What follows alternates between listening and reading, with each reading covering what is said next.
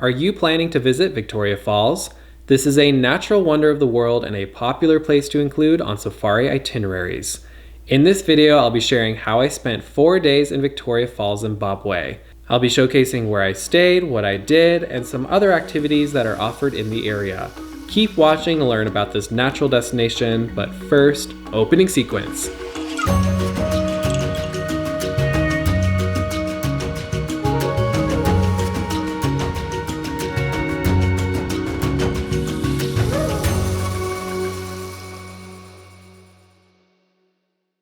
Hello everyone, welcome back for an all-new Safari Insights video. My name is Jeff Heyer. I'm a safari travel advisor who arranges dream safaris across Africa. If you want to learn about safari travel, subscribe to this channel, and if you want to go on safari yourself, reach out to me. All the experiences I mentioned in this video are things I can include in your trips. Whether you want to just visit Victoria Falls or have this be a stop on your greater safari itinerary, I can accommodate whatever kind of trip you're looking for. Reach out to me via the contact link in the description below. In this video, I'm going to walk you through how I spent 4 incredible days at Victoria Falls, Zimbabwe, where I stayed, what I did, and what other activities you can experience when you visit. Do note that you can visit Victoria Falls from Zambia, as this natural feature sits between the two countries, but most travelers, including myself, experience the falls from the Zimbabwe side, so just keep that in mind as you watch this video. Alright, let's dive into it, starting with day 1. To get to Zimbabwe, I first had to drive in from Botswana. I had just been to Chobe National Park, which was phenomenal. I transferred via a private driver across the Kazangula border into Zimbabwe and transferred to Victoria Falls. The drive only lasted about an hour and the border crossing was surprisingly quick. Luckily, I went in January, which is a slower time of year, so there were hardly any queues. As a US traveler, I did need a visa on arrival, which costs $30 US. That's for the single entry visa. I'm so glad I had the right amount of US cash on hand for that. From the border, I entered Zambezi National Park and took a pontoon boat shuttle to my first lodge, Victoria Falls River Lodge. Located on a private island, this lodge was nothing short of extraordinary. It's serene and well removed from the busier areas of Victoria Falls. This is a premium 5-star accommodation that's great for honeymooners or those wanting a peaceful nature escape. The cabins on this private island are raised so you get some amazing views of the Zambezi River. That evening, I went on a sunset boat cruise on the Zambezi and it was a literal dream. Floating down the river with hippos and crocodiles in the water and the golden African sun setting on the horizon, it's the kind of moment you'll never forget. Day 2. The next day, I left the island and went on a 2-hour walking tour of Victoria Falls. This is a common tour that's available starting from pretty much every lodge in the area. While there are tours that pick you up from your accommodations, the tour I went on was offered directly by the guides at the Victoria Falls River Lodge. So I stayed with the team for the whole morning right from the lodge. If you don't want to book a tour with a pre-booked entry ticket, the ticket price for most visitors is $50 US. I've shared some of the current pricing for ticketed entry here on the screen for your reference.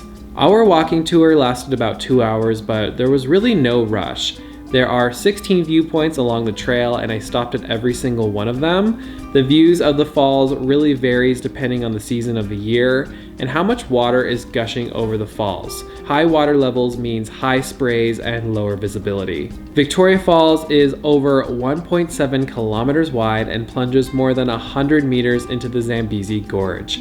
As I mentioned before, you can visit Victoria Falls from Zambia, but 75% of the viewing points of this natural feature are located on the Zimbabwe side. It's important to know that you will get sprayed at many of these viewpoints. Bring a poncho or something if you don't want to get too wet. Otherwise, you'll enjoy getting misted on a hot day like I experienced. After the tour, we headed to the Lookout Cafe, perched right on the edge of the gorge. The views here were incredible, and it's also a hot spot for adrenaline activities like bungee jumping and zip lining. If you're feeling adventurous, this is the place to be. If you're not into the thrill activities, just grab a drink at the bar and watch the thrill seekers fly. After a fantastic morning, I checked into the Palm River Lodge, my next accommodation. This was a peaceful and laid-back spot right on the river. This was the perfect place to unwind for 2 days, and when I checked in here, it felt like I was on a total vacation. It's just minutes from the town, but secluded enough where you feel like you're on a Zambezi paradise escape. The food here was amazing. I especially loved the fresh dishes like the hummus and spring rolls. I ordered them not once, not twice, but thrice. So good. I really took it easy this evening at the lodge and activated vacation mode and answered safari inquiries, of course. Day 3. The next morning, I woke up and took a helicopter tour over Victoria Falls. And wow, this was unreal. I was picked up at the lodge, drove about 10 minutes to the helipad, got weighed and briefed, and then hopped into the helicopter. I was lucky enough to score a front row seat for a 15-minute flight. We circled over the falls multiple times, and seeing this massive sheet of water crashing down from the sky was breathtaking. By the way, I can arrange this as part of your itinerary, so if this sounds like your kind of adventure, reach out. There are several different helicopter tours that you can choose from that vary in duration. You tell me how long you want to fly in the air and I'll make it happen. The helicopters are circling the falls all day, every day. It's a very safe and popular activity to do. That afternoon, I personally decided to relax. While I may have taken it easy, there are so many ways I could have spent the afternoon, because Victoria Falls has so much to offer. This brochure I grabbed at the hotel lobby lists some of them. There's bungee jumping, whitewater rafting, bird watching, sunset cruises, some with dinner, some with just drinks and snacks, canoeing, wildlife tours, and yes, safaris. More on that later. In the evening, I went on another sunset boat cruise. This one was a bit larger, had a proper bar and a grill serving appetizers. We spotted a lot of hippos and crocs while cruising along the river, and overall this was just a great way to spend an evening. The Zambezi River is always buzzing with activities, so expect to pass a few party barges when you're on these cruises. After 2 nights at the Palm River Lodge, I moved to my final stop, the Victoria Falls Safari Club. This lodge sits right on the edge of Zambezi National Park, so it really felt like I was on safari. From Victoria Falls, you can venture deep into Zambezi National Park for half-day or full-day game drives. I really enjoyed staying at the Safari Club because it was on the rim of the park and I could spot wildlife outside my room. One of the highlights here was the vulture culture experience. Every day at 1 p.m., the lodge staff puts out food for the vultures, and I'm not kidding, hundreds of them swoop in to get some. So you might be wondering, why do they do this? Vultures are one of the most endangered bird species globally and an integral part of this ecosystem. They are essentially nature's cleanup crew, preventing the spread of diseases by consuming carrion. Without them, decaying animal remains would linger, increasing the risk of infection spreading to other wildlife and even humans. The vulture culture at Zambezi National Park helps raise awareness about the critical role vultures play in maintaining ecological balance. By providing a safe and reliable food source, this initiative supports local vulture populations, many of which face threats from habitat loss, poisoning, and poaching.